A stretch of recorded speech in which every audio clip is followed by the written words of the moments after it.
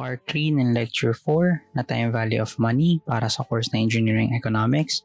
Ang i-discuss natin ngayon ay yung compound interest. So compound interest, whenever the interest charged for any interest period is based on the remaining principal amount plus any accumulated interest charges up to the beginning of that period, the interest is said to be compound. So based nga sa term na compound interest, kumbaga yung principal mo na nagkaroon na ng interest, yun yung a-applyan pa natin ng panibagong interest para sa panibagong period. Kagaya nga na nandito sa table, compound interest. So for the first interest period, so yung principal natin on denoted as P, interest earned during that period, so P multiplies sa I or yung interest rate. Then amount at the end of the period, pag-addin natin yung principal tsaka yung interest earned. So P plus P times I. Or simply P multiplied to 1 plus I. And then sa second period or sa second interest period, yung principal doon, yung gagamitin natin yung amount at the end of period 1.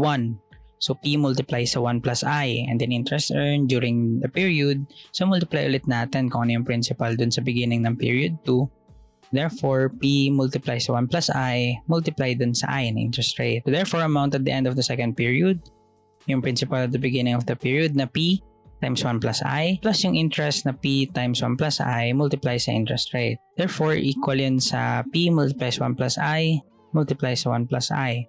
So, kinuha lang natin yung common factor nila na P multiplies 1 plus I.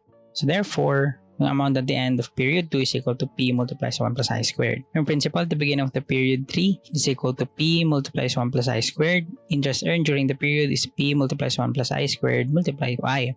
So yung pattern natin, nakikita natin na P multiplies 1 plus I raised to kung pang ilang interest period ka na. So dito sa third interest period, so 3, naka-raise na 3.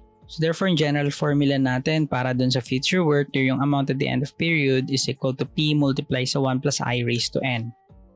So meron tayo dito mga terms, yung finding F given P, yung finding P given F. So may encounter nyo to kapag nag-advance study pa kayo sa subject or pag may nabasa kayong ibang mga libro tungkol sa engineering economics. So yun nga na-discuss kanina na yung future work is equal to P multiplies 1 plus I raised to N at yung quantity na 1 plus I raised to N, tinatawag din siyang single payment compound amount factor. So yung symbol niya, binabasa to na F given P at I % interest per period for N interest period. So yung single payment compound amount factor, so ginagamit yan na factor nga, no? I-multiply mo lang siya dun sa P para makuha natin yung future work. Meron tayong mga tables na ginagamit kung naaalala nyo pa sa mga previous lessons, yung nabanggit dun yung interest tables. So nakuha yun dun, no? Kapag meron kang interest per period, tsaka yung number of interest periods, so hahanapin mo lang kung ano yung factor na tutugma doon sa dalawang factors na yun. So kung titingnan natin dito sa cash flow diagram, ayun yung present equivalent, yung given, tapos at an interest rate per period, the end of period yung analysis, so F yung future equivalent. So yun yung hahanapin sa finding F given P. Yung finding P given F naman, so yung formula natin kanina, kapag dinivide mo siya both side, by 1 plus I raised to N. Ang matitira dun sa right side, yung P na lang. As dun sa left side, magiging F over 1 plus I raised to N. So, simplify lang dito para maging linear tayo, no? So, F multiplies 1 plus I raised to negative N. At yung 1 plus I raised to negative N, yun naman yung single payment present worth factor. So, designated siya ng functional symbol. So, binabasa to as find P given F at I % interest per period for N interest period. So, kagaya rin kanina, dun sa single payment compound amount factor, yung single payment present worth factor, may mga tables din para dito. Hahanapin mo lang kung ano yung interest per period, tsaka yung N interest periods or number of interest periods. Pagtutugmain mo lang, no, meron kang vertical column or horizontal column. Hahanapin mo kung ano yung factor na i-multiply mo sa P para dun sa kaninang finding F given P. As dito sa finding P given F, so i-multiply lang siya sa F para makuha yung present worth P. Okay, next ay yung rates of interest. First, na-discuss natin yung nominal rate of interest. The nominal rate of interest specifies the rate of interest and the number of interest periods in 1 year. So yung formula, I is equal to R over M. Yung I, rate of interest per period. R is yung nominal interest rate. At yung M, number of compounding periods per year. So yung R, yan yung karaniwang given, no? Tapos yung kinukuha natin yung I, para malaman natin kung ano yung interest per period, kung ilan yung compounding periods per year. So meron tayong table dito, compounding frequency, at saka yung number of compounding periods per year. Dahil nga yung compound interest, sabi dun sa definition natin na dinadagdag natin yung interest dun sa principal na meron ng applied na interest dun sa preceding period. So, pwede mong sabihin na i-compound mo siya annually. Ibig sabihin, one time lang per year, semi-annually or twice per year ka magko-compound or i-apply yung interest na yun. And quarterly, so 4 times. And then bi-monthly, every 2 months, so 6 times per year. And then monthly, so 12 times per year at saka yung daily na 365 times per year. Next naman yung effective rate of interest, naman yung actual or exact rate of interest dun sa principal for 1 year. Kumbaga ano yung interest rate for 1 year dahil nag-compound ka, pwedeng semi-annually or quarterly. So ano yung naging effective rate of interest niya or yung actual na rate of interest na na-apply dun sa principal for 1 year. So yung annually tsaka yung effective rate of interest, so tulad lang sila dahil one time ka lang naman nag-compound. So i-compute natin dito given yung formula na I sub E or yung effective rate of interest is equal to 1 plus R over M raised to M minus 1. Yung R yung nominal rate of interest, yung M number of compoundings per year. So meron pa tayo dito ang continuous compounding. So interest may be compounded daily, hourly, per minute, etc. As a limit, interest may be considered to be compounded an infinite number of times per year, or as M approaches infinity, F is equal to P multiplied sa E raised to RT. Dito sa continuous compounding, kapag consider naman natin na i-compound mo siya at an infinite number of times. So, nasisimplify lang to kapag yung formula natin kanina na yung I sub E is equal to 1 plus R over M raised to M minus 1. Yung M, kunin lang natin yung limit niya as it approach infinity, makukuha natin yung gantong formula. So, yung F, syempre yung future worth, P yung present worth, E, yung Euler's number E raised to R. Yung R, yun pa rin yung nominal rate of interest, and then yung T, yung time or yung number of year. Okay, last, bago yung mga sample problems, yung equivalent nominal rates. Two nominal rates are equal if they have the same effective rates. For example, meron kang certain interest rate or nominal interest rate na compounded daily. Pwedeng mag-equal yun, yung isang nominal rate of interest na kino-compound mo monthly. So, may sample problem tayo tungkol dito.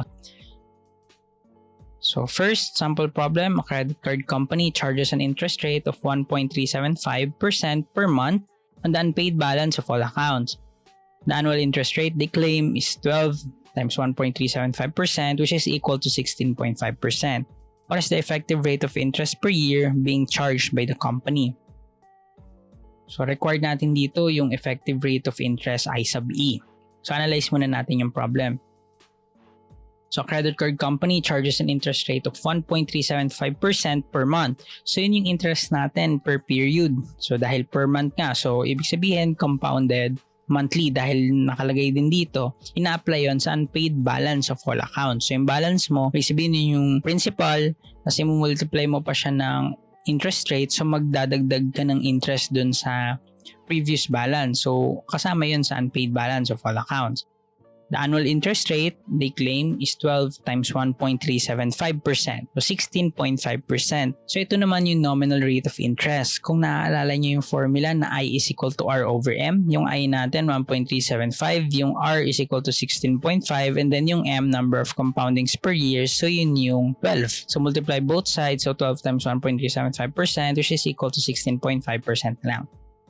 So last, yung effective rate of interest, may formula tayo dyan kanina. So I sub E is equal to 1 plus R over M raised to M minus 1, in which yung R is equal to 16.5%. Yung M, 12%, so monthly. The effective rate of interest is equal to 1 plus 0.165 over 12 raised to 12 minus 1. So yung sagot natin dito is 17.8068%.